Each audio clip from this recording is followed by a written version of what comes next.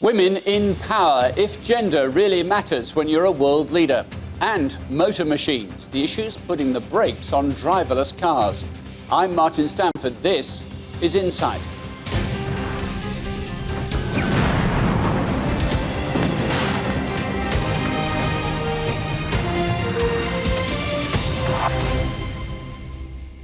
Welcome to Insight. Hillary Clinton is now the official Democratic candidate for President of the United States.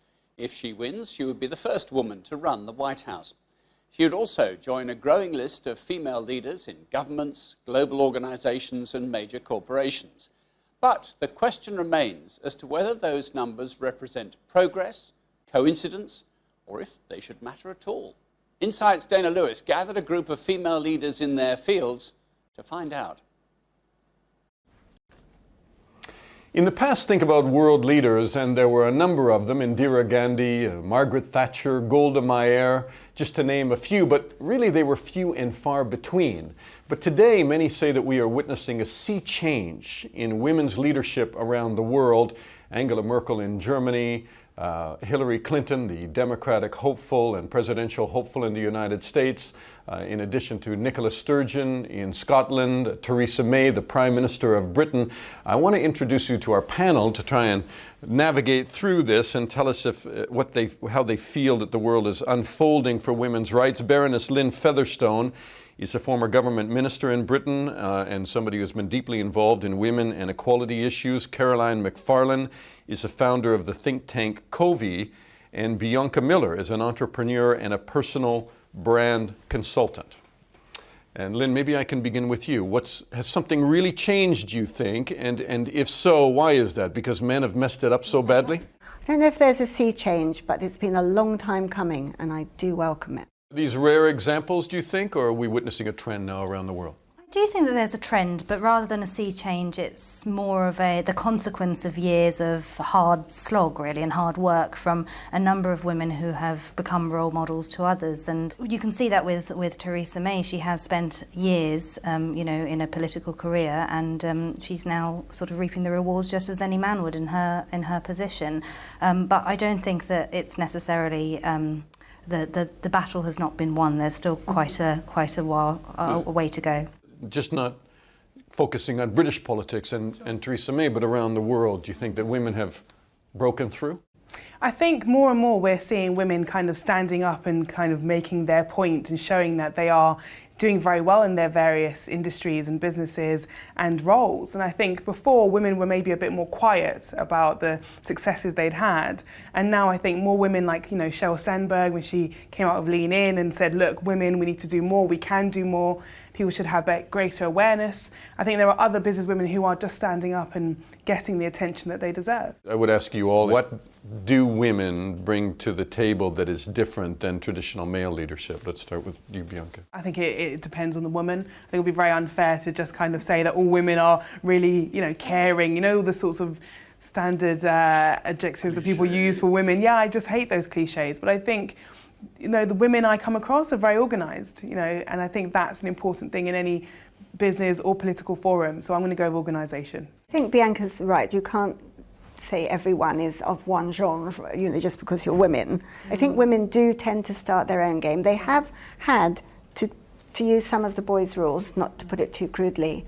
But nevertheless, I hope that we take it on and become more individual, speak as human beings, as we feel, and don't couch it in phrases or slogans that, you're absolutely right, the whole of the world is fed up with politicians not answering a question. The world is crying out for a different type of politics, and I think that's really, really clear from recent events, both in the UK and internationally, that people are sick to the teeth of the same old political elites that don't look like them, don't sound like them, and just seem to do everything in a bubble that doesn't relate to them and their everyday lives. Having more women in leadership is not the silver bullet to that problem, clearly, but just shaking it up a bit and making sure that different voices are heard and seen is one step.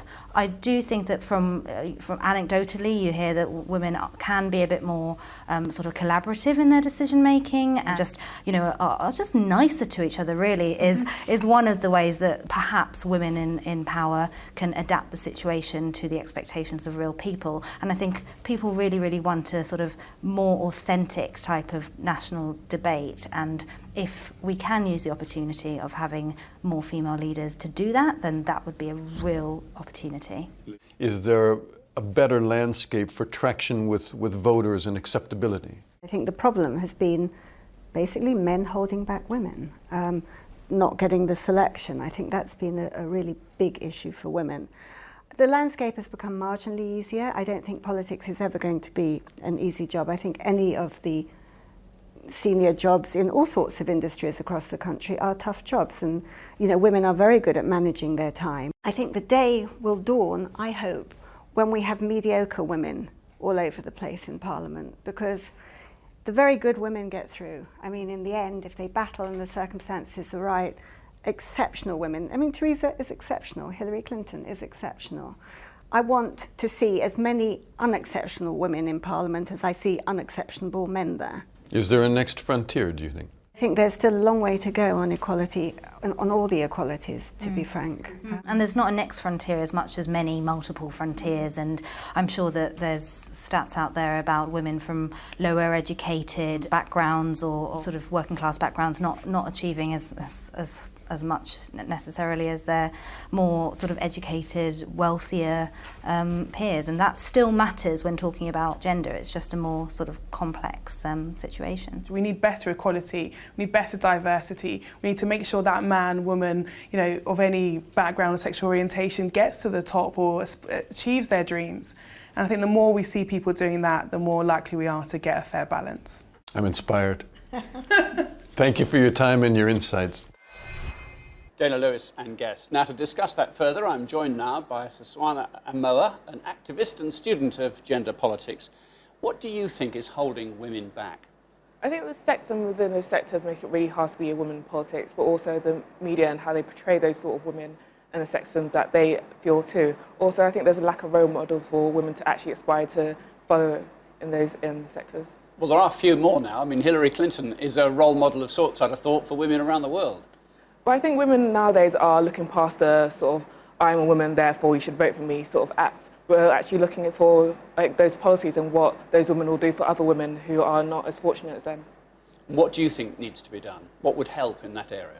I think if we saw more women who do get into those roles, talking to women who are in those places about what they'd like to see put in place and putting those things in place, because they do have the power to do that now, and therefore they should be using their role to bring other women up.